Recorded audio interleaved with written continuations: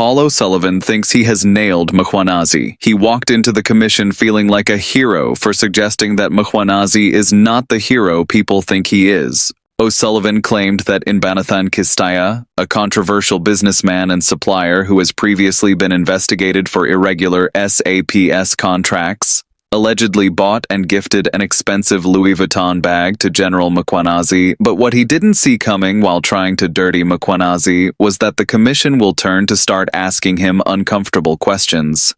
This was how his problem started. Welcome to Kula Podcast. Please don't forget to subscribe and turn on the notifications bell for more interesting updates from us. In paragraph 1.6.2, you say this gentleman is alleged to have gifted. Do you know who makes these allegations? Do you know who the source of the allegations? Say again, I didn't catch you. Paragraph 1.6.2 on page 17 of your statement. Yep. The name of the gentleman is mentioned there, and Mr. you say, Kistia. yes, it is he's alleged to have gifted expensive It's what's bags. in the article. So you're relying on the article? I'm relying on the article, and that's why I'm saying this is from the article. Mr. Kistia is alleged to have gifted these Louis Vuitton bags. But you don't know who makes the allegations. You don't know who the source is. Commissioner, if you look at the article, it doesn't give a name. No, I'm asking you, Mr. O'Sullivan, forget about the article. I'm asking you sitting here today. Do you know who makes the allegations, or who is the source that makes the allegations? My understanding, and I've put it here in my statement, is that it was Brigadier Ras, a female brigadier who went on the journey with them. And that's on page 18. Where he references annexures S1 and S2, Commissioner. Yeah. So my understanding is that Brigadier Ras was also given a Louis Vuitton bag, but when she returned to South Africa, she handed it in because she said she didn't want it, because she knew that Inbanathan Kistia either was going to be charged, or she knew that there was a corrupt relationship. Inbanathan Kistia is currently on trial with General Pashlani for corruption, involving vast sums of money, millions and millions. I just wanted to make sure that you are not attributing to her things she did not say. Yeah. Sorry? Did she say that, or is that what you assume she said? I received information that she was on that trip, and she handed the bag in. I've never spoken to her. Okay. Okay? Sorry, Mr. O'Sullivan. I'm looking at what Commissioner Khumalo just referred you to in paragraph 1.6.2. Where Commissioner Khumalo just referred you to, 1.6.2. The part that says, however, I was able to later confirm the allegations from a source. It seems a female brigadier, that's the brigadier you referred to. I think you gave a name just now, or not? Correct. Yes. It's on the next page. Yes. The brigadier was on the trip to Europe and also received a bag which she then handed to IDEC. I'm comparing that with what appears in the article that you say is your basis for... That doesn't appear here. Yeah, because at page 335, here's what the article says, the third paragraph at 335. I'm reading the last sentence. The two, that is General Masemula and General Mkhwanazi. So which paragraph? The third paragraph at page 335. Yes. I'm reading the second sentence, which is the last sentence of that paragraph. It says the two returned home with luxurious bags, while their colleague, I assume the colleague is the brigadier, or not?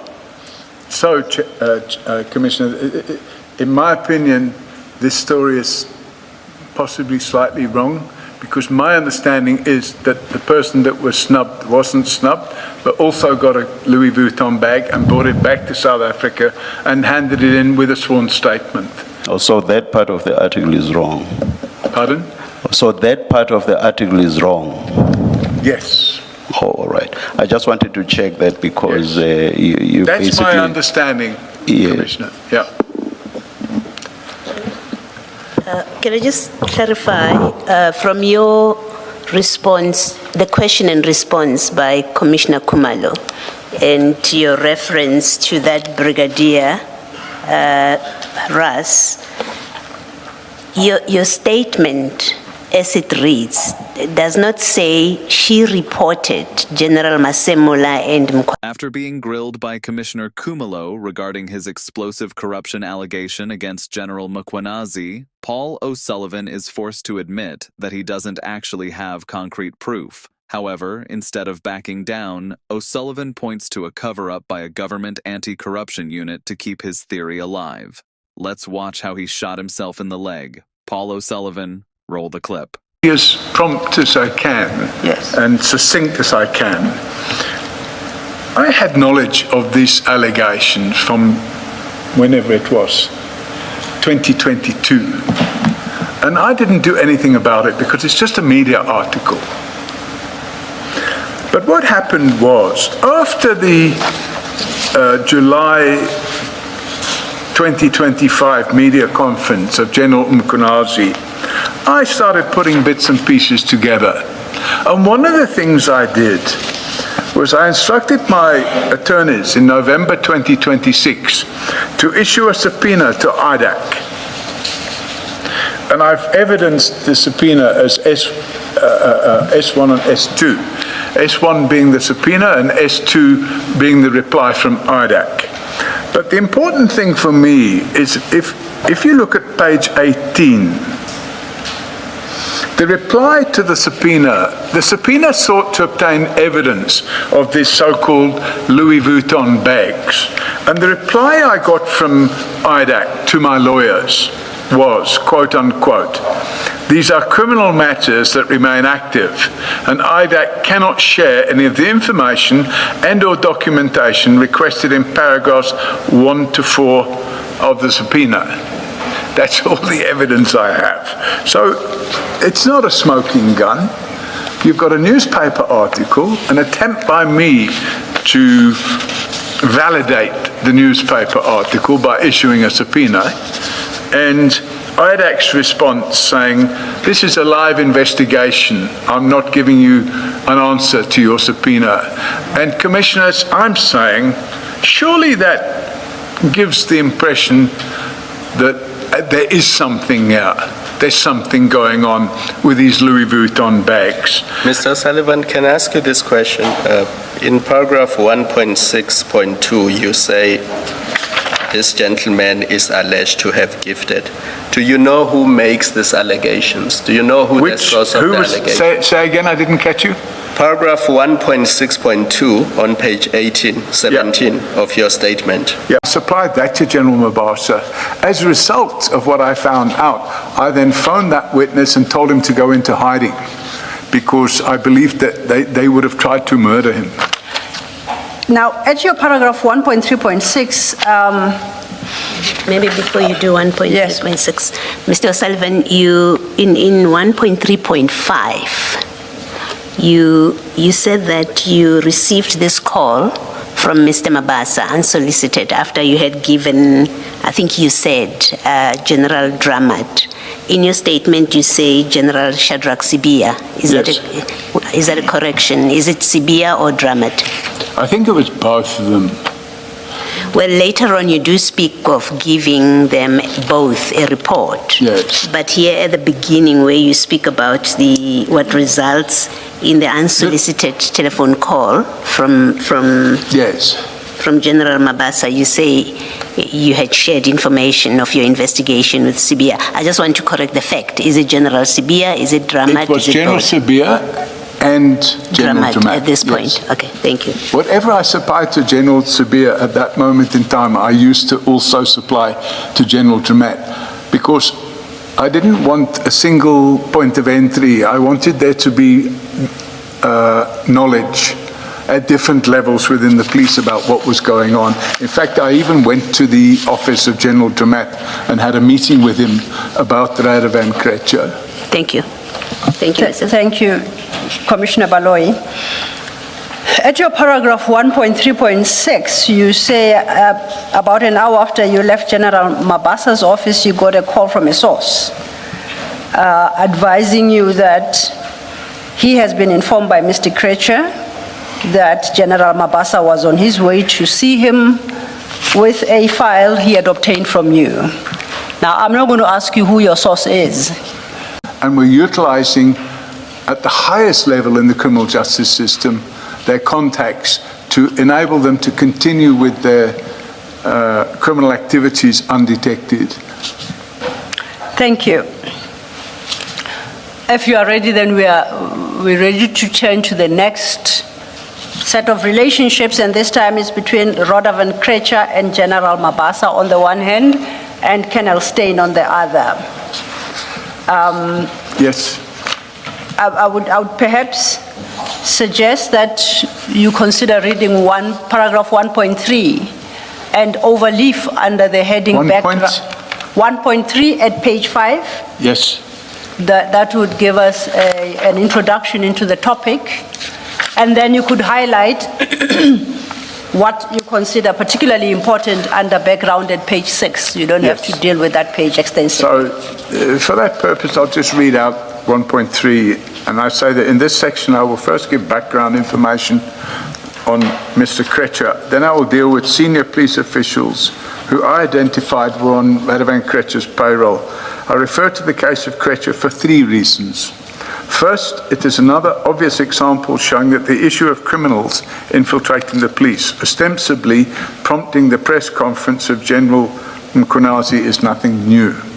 Second, it involved multiple attempts on my life.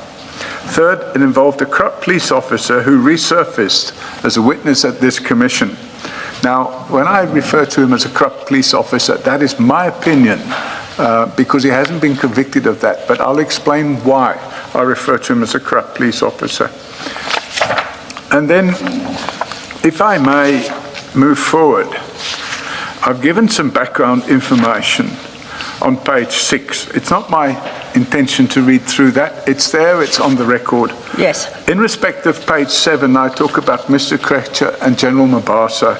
So that is the first relationship with Mr. Krecher. Exactly. And what I talk about there, and what I've written there, that's my sworn statement. I can say it much quicker than what's written there. Yes, please. What happened was, I was investigating Radovan Krecher for a myriad of crimes, lots of crimes. And by the way, I was doing this as a public interest matter. You will notice from my CV that I received awards in 2000 and 2001 from the Canadian government and the Australian government for activities that I used to expose and deal with human trafficking in South Africa, not in other parts of the world. But I got those award commendations from the Australian and Canadian governments because they recognized the work that I was doing. And I had identified Radovan Krecher as being heavily involved with a gentleman from a chain of strip clubs known as Teasers. And I had identified that he was involved with importing, for the want of a better expression, ladies to work in these type of clubs. And I was trying to get the police to take action against him. And in every turn I was failing. I couldn't get the police to pay any attention to it. And I had written to Anwar Dramat, who at the time was the head of DPCI, and I sent him a very detailed breakdown of what I believed Radovan Krecher was up to. And then all of a sudden I got a call out of the blue one day from the crime intelligence head in Gauteng, which was Major General Joey Mabasa. And he phoned me out of the blue. I hadn't been in communication with him ever before that. And he invited me to his office. I went there and he told me, no, he heard I've got information about Radovan Krecher and he wants to take down Radovan Krecher. I thought, wow, this is great. So I gave him a file on Radovan Krecher. An hour later, I get a phone call from a source who's present in a meeting with Radovan Krecher and tells me, Paul, that guy you've just met with, you don't know what you're doing. I said, what do you mean? He said, that guy is on his way to see Radovan Krejcir with the file that you've given him. So I thought, wow, this Major General in the police is now going to see this criminal that I'm investigating. So let me see what's going on here. So I carried out my own investigation into General Mabasa. And what do I find? I find that his wife is a director of a company with Radovan Krejcir's wife. I was shocked. So of course I exposed all this, and what I find to be ironical, and it's covered on page, at the bottom of page 7 and page 8, is that the wife of General Mabasa became a director of that company on the 10th of October 2009. And she resigned as a director of that company on the 30th of June 2010. And it's no coincidence that the date of her resignation is 2 weeks after I had exposed the fact that General Mabasa's wife was in business with Radovan Krejcir's wife. And it was all over the media, and then she promptly resigned. Needless to say, my complaint, which is a very serious complaint, which I sent to General Zermatt, and General Sabir at the time was the head of DPCI in Gauteng, and I sent them a very serious complaint, and within a week or two, General Mabasa was suspended, and then he was later given a golden handshake. But what was interesting to me is that the registered address of that company was 64 First Avenue in Edenvale. And it came out during the trial of the murder of Uwe Gambella, a German who had been kidnapped from the airport and murdered. It came out during the trial that he was actually murdered at 64 First Avenue in Edenvale. So when you start putting all the pieces of the jigsaw together, it meant that General Mabasa was now heavily involved with Radovan Krejcir. And I think if you have a look at the annexes which I've referred to, on page 8 at 1.3.7, there's an Annex E, which deals with the actual murder of Lolly Jackson, this owner of the strip clubs. That's worth reading. It explains exactly what happened and how he was murdered by Radovan Krejcir, and how, after the murder, this fellow Smith, whose real name was Luca, met with General Mabasa, and General Mabasa told him he better pack his bags and get out of the country quick. And then Annex F deals with the, it's a newspaper cutting that deals with the fact that General Mabasa left the police unceremoniously and was paid out a 3.5 million golden handshake, when in fact he should have been arrested and prosecuted for corruption, but nothing of that happened. And the point, and I'm going to make it again later on, that whenever you get these senior generals, in the cases that I'm referring to, who should have been arrested and charged with corruption, they're in fact getting golden handshakes and let off the hook, and they go. So what you don't have is you don't have the, what I call the head on the pike that you need to have in the police service, so that if a person steps out of line, there needs to be some demonstration that if you step out of line, you're going to be in trouble. But actually in the police, if you step out of line, you either get moved to another department within the police, and I'm going to come to examples of that later, or you get a golden handshake and you're released from the police. Before we deal with that detail then, that would take us to your Annexure G and H, which are affidavits you obtained at page 9. But before we turn to that detail, if I could just clarify a few things with you. At your paragraph 1.3.5, you indicate that you received an unsolicited telephone call from Major General Mabasa, who then was the Gauteng Provincial Head of Crime Intelligence. You had a meeting with him, and then you testified that you, after he had engaged you on the investigations you were doing on Mr. Krejcir, you gave him your file on your investigations. Correct. My question is, did you give him the original file? Did you retain a copy for yourself? Are you able to share with the commission the contents of that file as you gave it to Obviously, General I can Mabasa? share it with the Commission. I don't have it with me right now, but it was effectively, in fact, I didn't give them the whole file because some aspects of the work I was doing I hadn't completed. So what I gave him was what I had completed at that stage. And that was the file that dealt with the money laundering that was going on with a gentleman by the name of Alekos Panayai, who was the bank manager for Cyprus Bank in South Africa, who was doing money laundering between Radovan Krejcir and Lolly Jackson. And that's what led to the murder of Lolly Jackson, because Radovan Krejcir would pay an amount of money into a bank in Cyprus, and then Lolly Jackson would give him a bag, a duffel bag or whatever, with the equivalent amount of rand. So he would get a bag with 2-3 million rand, and he would do a transfer. And what happened is what led to the murder. And if you look at these Annex E, you will see it. It details the fact that actually the final transfer they did, Radovan Krejcir presented a fake document indicating that he had transferred money into the Bank of Cyprus, when in fact he hadn't transferred any money at all. And Lolly Jackson then handed over a duffel bag full of rands in cash, and there was no concomitant transfer into his bank in Cyprus. So that caused the animosity between them, which ultimately led to the murder of Lolly Jackson. Now, that is what you were investigating at the time. That's exactly, and that's what I handed over to General Mabasa. Because I'd interviewed this bank manager, and I'd taken a very detailed sworn statement from him, and I supplied that to General Mabasa. As a result of what I found out, I then phoned that witness and told him to go into hiding, because I believed that they would have tried to murder him.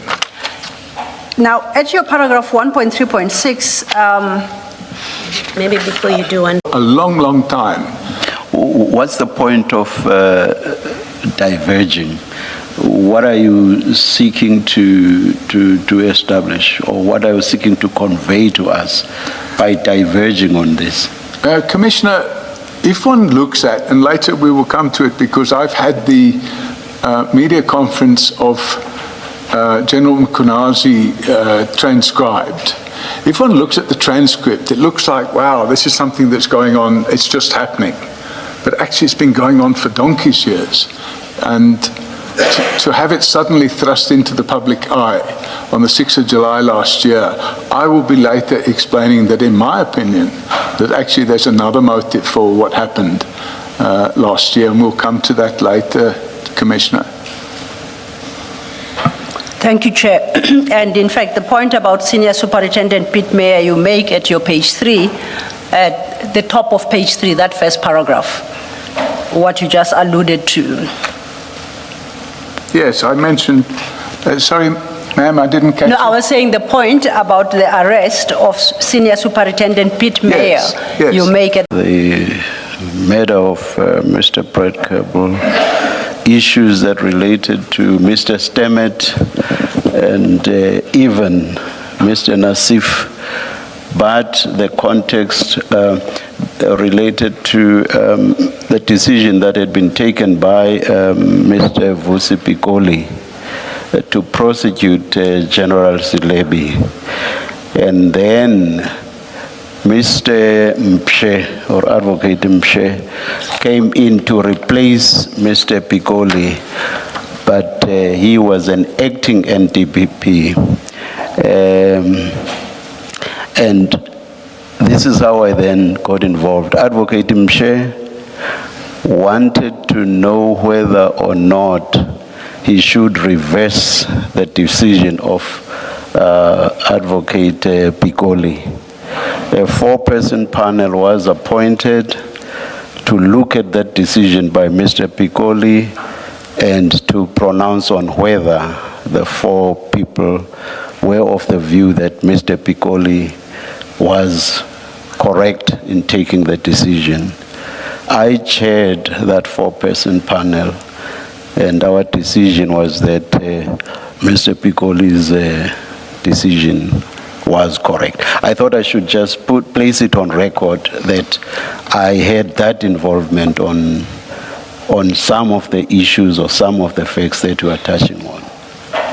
Thank you, Chair. Understood. Thank you. In fact, thank you, Commissioner, for that. I was fully aware of all that, so I'm grateful that you still have that memory at the time. And in some ways, it's rather unfortunate or coincidental that we are sitting here today in the college named after the then Justice Minister, who took, in my opinion, an unlawful step together with the then President in suspending Vusi Piccoli, because I understood that suspension, in fact, was aimed at preventing the arrest and charging of Commissioner Celebi. However, that's my opinion.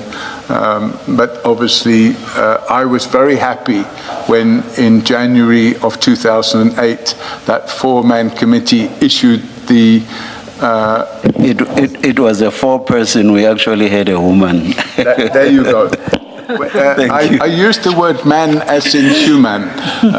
So I was very happy with the outcome of it, because I had actually left the country because there was a threat against my life for raising all those issues. So I had temporarily exited myself from the country for my own safety. So that was how tight things were in those days.